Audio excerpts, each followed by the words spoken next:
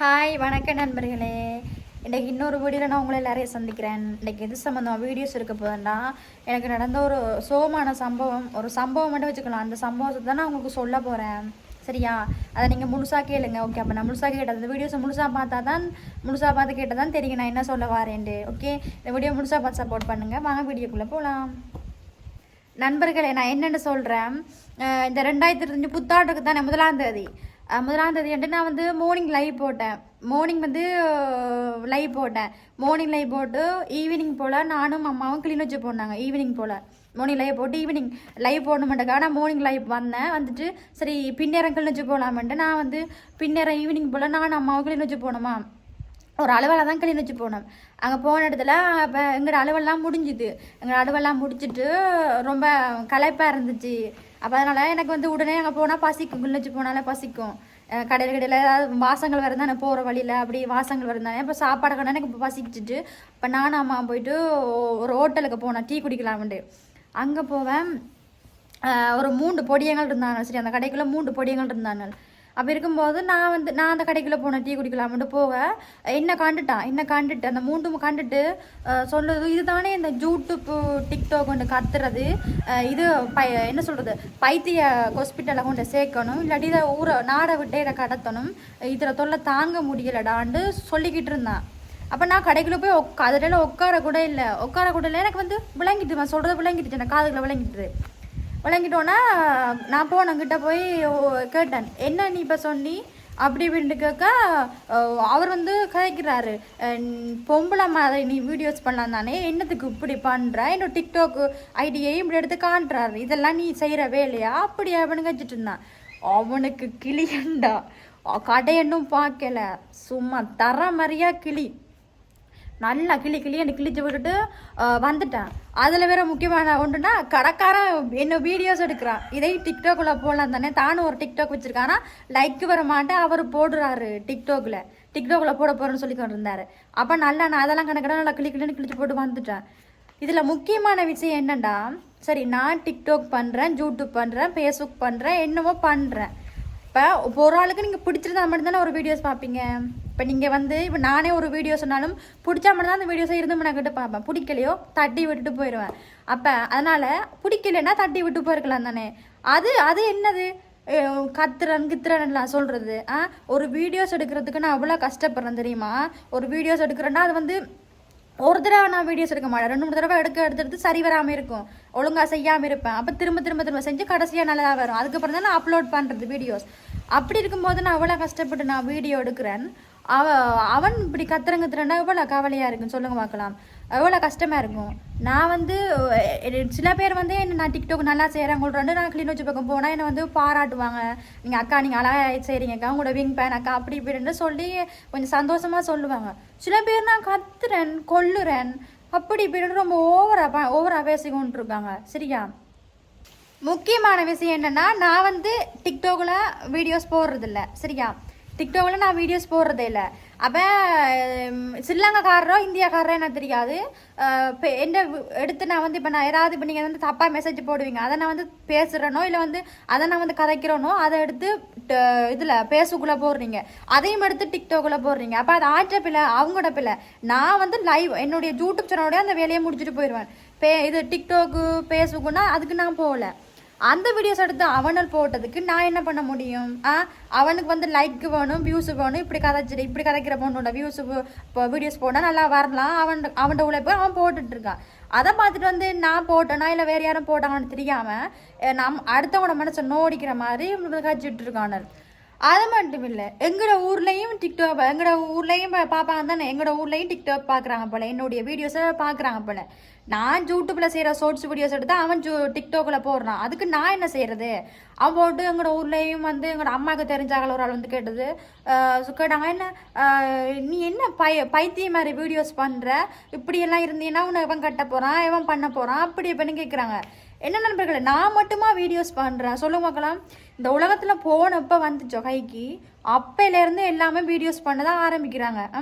நான் மட்டும் பண்ணுறேன், என்னை விட இவ்வளோ கேவலம் பண்ணுறாங்க தெரியுமா. ஆடி கீடி ரொமான்ஸுன்னு பண்ணி செக்ஸியாலாம் வீடியோஸ் போடுவாங்க. அப்போ அதெல்லாம் நீங்கள் விழுந்து பார்த்துட்டு அதுக்கெல்லாம் கதை சொல்லுறது இல்லை, அதுக்கெல்லாம் கதை சொல்கிறதில்ல. அப்படியான வீடியோ சொல்லலாம் விழுந்து லட்சக்கணக்கில் வியூஸ் போகும். நம்ம இருந்து யோசித்து கஷ்டப்பட்டு அப்படி இப்படின்னு வீடியோஸ் போட்டால் அதுக்கு ஒரு கதை சொல்லுறது. அப்போ நாங்கள் என்ன செய்கிறது? நான் என்னதுக்கு வீடியோஸ் போடுறேன்? என்னுடைய உழைப்புக்கு. நான் ஒன்றும் கஷ்டப்பட்டு, நானும் ஒரு மிடில் கிளாஸ் தான், கஷ்டப்பட்ட பொண்ணு தான், நான் ஒன்றும் வசதியான பொண்ணு இல்லை. சரியா? நான் வந்து முதல் டிக்டாக் பண்ண இல்லைன்னு சொல்லலை. நான் வந்து யூடியூப் செய்கிறதுக்கு முன்னாடி நான் டிக்டாக் செஞ்சேன். அது ஒரு ஆசையில் செஞ்சேன் நான். அப்போ செய்யும்போது தான் அதில் வந்து எந்த பிரயோஜனமும் இல்லை, எந்த இதுவுமே இல்லை. அப்போ அதை விட்டுட்டேன். அப்போ என்னுடைய குடும்ப கஷ்டத்துக்காக நான் வந்து இப்படி பண்ணால் நம்மளுக்கு ஒரு ஃபேன்ஸ் கிடைக்கும், நம்மளுக்கு ஒரு உழைப்பு கிடைக்க மாட்டாக்கா நான் வந்து யூடியூப் சேனல் ஆரம்பிச்சு நான் யூடியூப் சேனலில் வீடியோஸ் போடுறேன். டிக்டாக் போட்டுட்டு இப்போ யூடியூப் சேனலில் வீடியோஸ் போட்டுருக்கேன். அதை எடுத்து போகிறானல் 100க்கு 90 விதமான பேர் எனக்கு இந்தியாக்கார தான் சப்போர்ட் பண்ணி. இலங்கையில் வந்து பெருசாண்டு சப்போர்ட் இல்லை. ஆனால் இலங்கைக்காரங்களை பாருங்கள், இந்தியாக்காரங்க வந்து மனசு நோற மாதிரி கதைக்கிறது இல்லை. அவங்க வந்து உங்களோட இலங்கை தமிழ் ரொம்ப அழகாக இருக்குது, நீங்கள் ரொம்ப அழகாக இருக்கீங்க, இன்னும் கூட திறமையை எதிர்பார்க்குறேன், இன்னும் நீங்கள் நல்லா பண்ணணும் அப்படின்னு ஊக்குவிப்பீங்க. இன்னும் கொஞ்சம் ஊக்குவிச்சுட்டே இருப்பீங்க. ஆனால் சிலங்கார அப்படி இல்லை. அதை மட்டம் தட்டி கதைக்கிறதுக்கு அந்த ஒருத்தரை படுக்க போகிறதுக்காகவே நீ இப்படி பண்ணாத, நீ எப்படி பண்ணுற, இப்படி பண்ணினா உன்னோட லைஃப் வீணாக போயிடும், நீ பண்ணாத, நீ அந்த இதுக்கே வராத, அப்படி பண்ணி ஒருத்தரை கீழே விழுத்தோன்னு மட்டும் இருக்கணும்.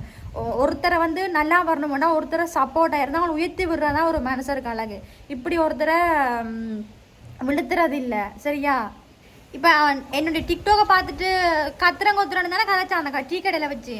அப்போ நான் அவனுக்கு அதுக்கு முதல்ல நான் அவனு தான் என்னுடைய வீடியோஸை களவெடுத்து போடுறவன், டிக்டாக்கில் போடுறவன்ட்ட கேட்க அவன் ஐடிக்குள்ளே போய் கேட்டேன், என்னத்துக்குடா நீ எந்த ப்ரொஃபைல் போட்டை விட்டுட்டு என்னத்துக்குடா நீ வீடியோஸ் போட்டுருக்க, எந்த வீடியோஸை போட்டுட்ருக்க, இப்படிலாம் பண்ணினா உன்னை நான் பொலிச்சில் பிடிச்சி கொடுப்பேன், உன்னை நல்லா கேட்பேன் கேள்வின்னு சொன்னேன். அவன் சொன்னால் உடனே தான் சொன்னான், தப்பாக ஒன்றும் கதைக்கல என்கிட்ட. சொன்னால், அக்கா நான் உங்களோட ரசிகன் தானக்கா, அதனால தானக்கா நான் வீடியோஸ் போடுறேன்க்கா, நீங்கள் ஒன்றும் தப்பாக நினச்சிக்க, உங்களை நான் தப்பான வீடியோஸ் எதுவுமே போடலையக்கா. அவன் தப்பாக எதுவும் போடல. சில பேர் வந்து தப்பாக போடுறாங்க. ஆனால் அவன் போடுற டிக்டாக்கால் தான் என்ன எல்லாருமே தெரியுது. நான் டிக்டாக் செய்கிறது தானே. அப்போ ஒருத்தன் வந்து தான் என்னுடைய டிக்டாக் வீடியோஸ் எடுத்து யூடியூப் ஷார்ட்ஸ் வீடியோஸ் எடுத்து அவன் போடுறான். அப்போ அவன் நல்ல மாதிரி தான் போடுறான். சில பேர் அதை எடுத்துகிட்டு கேவலமாக டிக்டாக்ல போடுறதும் பேசுக்குள்ள அப்படி கேவலமாக போடுறோம். ஏன்னா இவன் நல்ல மாதிரி தான் போடுறான். இப்போ நான் இவனுக்கு பிடிச்சி கோவம் வந்து பேசி விட்டேன், உன்னால தானடா எனக்கு வந்து இவ்வளோ இப்படி கதை கதைக்கிறாங்களே, இனி இப்படி பண்ணாதான்னு சொல்ல. அக்கா நான் கூட ரசிகன் தானக்கா, அவங்க கதைக்கிறவங்க வச்சுட்டு போட்டுமாக்கா, நான் தப்பாக ஒன்றும் வீடியோஸ் போடலக்கா, நீங்கள் இது போடுறபடி நான் இப்படி போடுறபடியா நீங்கள் யூடியூப்பில் ஷார்ட்ஸில் காய்ச்சி போடுறபடியா நீங்கள் டிக்டாக்ல போட்டேன்னு சொன்னால் எந்த உள்ள ஃபேன்ஸும் கூட வந்து பார்ப்பாங்க, நான் உங்களுக்கு சப்போர்ட் பண்ணுற மாதிரி தான் போடுறேன் அப்படின்னு சொல்லிட்டு இருந்தேன். அப்போ நான் சரி ஓகேன்னு விட்டேன்.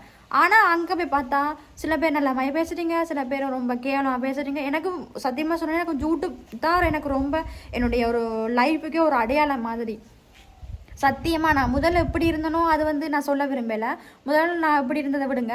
ஆனால் இப்போ நான் நல்லா அடுத்தவனுக்கு முன்னாடி நல்லா வந்து நல்லா வாழ்ந்து அடுத்தவன் வந்து என்னை பொறாமப்படுற அளவு நான் வாழ்கிறேன்டா. இந்த சத்தியமாக இந்த யூடியூப் மட்டும்தான் எனக்கு முக்கியமான ஆதரவை கொடுத்துறாங்க. இந்த இந்தியாக்காரங்க மட்டும்தான். அவங்களுக்கு நான் ரொம்ப விசுவாசமாக இருப்பேன்ப்பா. என்னுடைய உயிர் மூச்சு இருக்க மட்டும் நான் இந்தியாக்காரங்கள மறக்கவே மாட்டேன். கண்டிப்பாக நான் ஒரு நாள் இந்தியா வருவேன். இந்தியா வரும்போது என்னுடைய செல்லங்கள் எல்லாரையும் நான் மீட் பண்ணுவேன். எனக்கு சத்தியமாக சொல்கிறேன், எனக்கு ஸ்ரீலங்காவில் இருக்கிற பிடிக்கவே மாட்டேங்குது. என்னை 6வது இந்தியாவுக்கு கூட்டிகிட்டு போங்கப்பா, நான் அவங்க கூடயே வந்துடுறேன். எனக்கு சப்போர்ட் இல்லை. அப்படி தான் நான் இலங்கையில் இருக்கேன்ப்பா. எனக்கு வர வசதியெல்லாம் இல்லை. எனக்கு இலங்கையில் இருந்து கொண்டு இப்படியெல்லாம் பண்ணால் எனக்கு ரொம்ப கோபத்தை உண்டாக்குறாங்க. எனக்கு வெறியாக வருது, அடித்து கொள்ளணும் போலேயே எனக்கு தோணுது இவங்கெல்லாம் பார்க்கும்போது. ப்ளீஸ் எல்லாம் கூட்டியில் என்ன இப்படியாவது இந்தியா கூட்டிகிட்டு போங்க, நான் இலங்கையில் இருக்கலை. ரொம்ப மோசமாக பேசுகிறானல்ப்பா, மனசு நோவுற மாதிரி. நான் என்ன பண்ணுவேன்? நான் அதை என்ன பண்ணுவேன் சொல்லுங்க அவனும். எந்த உழைப்புக்காக நான் வீடியோஸ் பண்ணி கொண்டு இருக்கேன். அவனுக்கு என்ன வந்துச்சு? ரொம்ப ஓவராக பண்ணுறான். அதுக்கு பிறகு அதுக்கு அடுத்த நாளோ அதுக்கு முதல் நாள் வருஷத்துக்கு அதுக்கு முதல்லாம் போயிருப்பேன் தானே. அப்பவும் ஒருத்தன் வந்து இந்த கோட் ஸ்டடியில் வச்சுட்டு சொல்லிட்டு இருந்தான், நீ ஏன் தங்கச்சி வீடியோஸ் இப்படி பண்ணிகிட்டு இருக்க, வீடியோஸ் பண்ணாத. முதல்ல அம்மாவுக்கு பொம்பளை பிள்ளை மாயிரண்டு அம்மா நிற்கும் போதே சொன்னான். அப்போ நான் வந்து அதை கொஞ்சம் வயசுக்கு மூத்தவரண்டபடினா அவரை விட்டு வந்தேன். ஆனால் இவங்க 3 பேரும் வந்து இளந்தாரி பொடியங்கள். ரொம்ப என்ன பிடிக்கல, என்ன பிடிக்காதவன். இப்போ என்ன பிடிச்ச ரசிகர்களும் இருப்பீங்க, பிடிக்காத ரசிகர்களும் இருப்பீங்க. அதனால இப்போ நான் எனக்கு நல்லா வியூஸ் வருது, லைக்கு வருதுன்றக்காக பார்த்துட்டு இன்னும் இந்த பொண்ணுக்கு மட்டும் இவ்வளோ வீடியோஸ் லைக்கு வருது, வியூஸ் வருது, எனக்கு வரமாட்டேங்குது, நானும் வீடியோஸ் போடுறேன் விழுந்து எனக்கும் சப்போர்ட் பண்ணுறாங்க இல்லையே என்னட்டு கோவத்தில் ஆத்திரத்தில் கூட என்னை கண்டுட்டு திட்டலாம்ல, அந்த மாதிரி தான் திட்டினான். அவனுக்கு நான் விடவே இல்லையே, நல்லா கழிச்சு விட்டு வந்தேன். உனக்கு என்ன பிரச்சனை? உனக்கு பிடிச்சிருந்தா பாரு, பிடிக்கலையா மூடிட்டு தட்டி விட்டு போ. அதை விட்டு கத்துறேன்னு கதை தேவையில்லையே உனக்கு. அப்படி போய் நல்லா பிடிச்சி கழிச்சிட்டு வந்துட்டேன் நான். நண்பர்களே நீங்கள் வந்து முதல் எனக்கு வந்து என்ன சொல்கிறது ஆரம்பத்தில் நான் வந்து 100K சப்ஸ்கிரைபருக்கு தான் எனக்கு நீங்கள் இவ்வளவு சப்போர்ட் ஷார்ட்ஸ்லேயும் சரி லாங்ஸ்லேயும் சரி எனக்கு நிறைய சப்போர்ட் பண்ணி நான் நல்லா வந்ததுக்கு காரணமே நீங்கள் மட்டும்தான். இப்போ நீங்கள் கொடுக்குற ஆதரவு இதால் தான் நண்பர்களே நான் என்னுடைய நான் சொல்கிறது என்ன சொல்கிறது என்னுடைய வீடுகளும் சரி எது ஒன்றாலும் நான் கொஞ்சம் திருத்தி கொஞ்சம் நல்லா வந்துக்கிட்டு இருக்கேன் நண்பர்கள். இதே போல் உங்களோட சப்போர்ட் எனக்கு தாங்க சரியா. நீங்கள் உங்களோட ஆதரவு இல்லாமல் நான் இவ்வளோத்துக்கவே வந்திருக்க மாட்டேன். அதுவும் சரி அது ஓரமாக இருக்கட்டும். ஆனால் என்னை வந்து மட்டம் தட்டி பேசாதீங்க, என்னை வந்து ஒதுக்காதீங்க. உங்கள் கூட பிறந்த ஒரு தங்கச்சியாக பாருங்கள், என்னை ஒதுக்காதீங்க. அது எனக்கு ரொம்ப மனசு வலிக்குது. சிலங்காரரை விடுங்க, ஆனால் வந்து இந்தியாக்காரவங்க நீங்கள் இப்படி எதுக்குமே பேசிடாதீங்க என்ன ஓகேவா. நான் உங்களுக்கு பிடிச்ச மாதிரி தானே வீடியோஸ் பண்ணுறேன். நான் எதுவும் தப்பாக பண்ணுறேன்னா இல்லை வந்து ஏதாவது வந்து உங்களோட மனசு நோற மாதிரி பண்ணுறேன்னா சொல்லுங்க பார்க்கலாம். லைவில் கூட எனக்கு வந்து அவ்வளோ வந்து தப்பாக மெசேஜ் வரும். இப்படி என்ன சில பேருன்னா அந்த லைவே வேணான்ட்டு க்ளோஸ் பண்ணிட்டு போயிடுவாங்க. ஆனால் நான் அப்படி கிடையாது. நல்லா வரணும் இதை யூடியூப் சேனலை விட்டுட்டா நான் என்ன பண்ணுவேன், அடுத்த கடை என்ன பண்ணுவேன், அடுத்தவன்ட கையேந்தக்கூடாது அப்படி இப்படி நினச்சி தான் நான் வந்து அவ்வளோதையும் தாங்கி கொண்டு ஒரு வீடியோஸ் பண்ணுறேன். சரி எங்களை வீட்டை கூட சப்போர்ட் இருக்காது, ரொம்ப பேசுவாங்க. அதையும் தாண்டி நீங்கள் கற்றுட்டு போங்க, எனக்கு என்ன, நான் என் வெளியே தான் பார்ப்பேன்னு நான் அவங்களுக்கு கிழிச்சு விட்டு நான் வீடியோஸ் பண்ணிகிட்ருப்பேன். அப்படி இருக்கும்போது நான் நல்லா வந்துட்டு இருக்கும்போது இடையில ஆட்டுக்க மாட்டை கொண்டு எவனோ ஒருத்தன் இப்படியெல்லாம் பண்ணால் அதுக்கு நானா பொறுப்பு சொல்லுங்க பார்க்கலாம். சரி நண்பர்களே, இந்த விஷயத்த நான் உங்கள்கிட்ட சொல்லணுமெண்டே நினைச்சேன். ஏண்டா நீங்கள் இன்னொரு தடவை வந்து இப்படி யாராவது கதைக்க கூடாதானே அண்டக்காக தான் நான் இந்த விஷயத்த சொன்னேன். இனிமேல் தயவு செய்து லைவும் சரி எதுவாக இருந்தாலும் சரி என்னை கண்டாலும் சரி நேராக பார்த்தாலும் சரி இப்படி இந்த கதை என்னை கதைக்கவே கூடாது ஓகேவா. அடுத்தவனை மனசு நோகடிக்காம வாழ்ந்து பாருங்க. அவங்க இப்போ வீடியோஸ் பண்ணுறாங்கன்னா பண்ணிட்டு போகட்டும். உங்களுக்கு பிடிச்சிருந்தா பாருங்க, இல்லாட்டி விட்டுட்டு போங்க. அதை விட்டுட்டு நீ வீடியோஸ் பண்ணாத கூடாண்டக்காக அவங்கள மனசை உடைச்சா அவங்க வீடியோஸ் பண்ண மாட்டாங்க அப்படி நினச்சி நீங்கள் கதைக்கலாம். அது வந்து சரியான பிள்ளை சரியா. நீங்கள் சில பேர் வந்து தைரியமாக தாங்கி கொண்டு நீ கச்சிட்டு போடான்ட்டு வீடியோஸ் போகிறதுல இருக்காங்க. அதில் ஒரு ஆள் நான் தான். நீ என்ன வேணால் கழிச்சிட்டு போ, நான் வீடியோஸ் போடுவேன் நல்லா வருவேன். நான் அவன் கதைச்சது நான் பெருசாக எடுத்துக்கவே இல்லை, நல்லா கிளியெல்லாம் கிழிச்சிட்டு வந்தேன். அகாச்சது உன்னை பைத்தியத்தில் கொண்டு சேர்க்கணும் உண்டு நாட்டை விட்டே கரெக்டணும்னு சொன்ன எனக்கு காதில் விழுந்துச்சு. டீ கூட குடிக்கல அந்த கடையில், நல்லா கிளின்னு கிழிச்சிட்டு இருந்தோம். கடையன்னு பார்க்கலையே செம்ம கிளி. அவனுக்கு நல்லா மூஞ்சில் அடித்த மாதிரி போயிருக்கும். நல்ல மானத்தை வாங்கி விட்டு வந்துட்டேன், மரியாதையும் போயிட்டு மானமும் போயிட்டு அவனுக்கு நல்லா அனுபவிச்சான் அவன். இனிமேல் நீ என்னை கண்டா அவன் பயப்படுவான், அப்படி திட்டிட்டு வந்தேன்.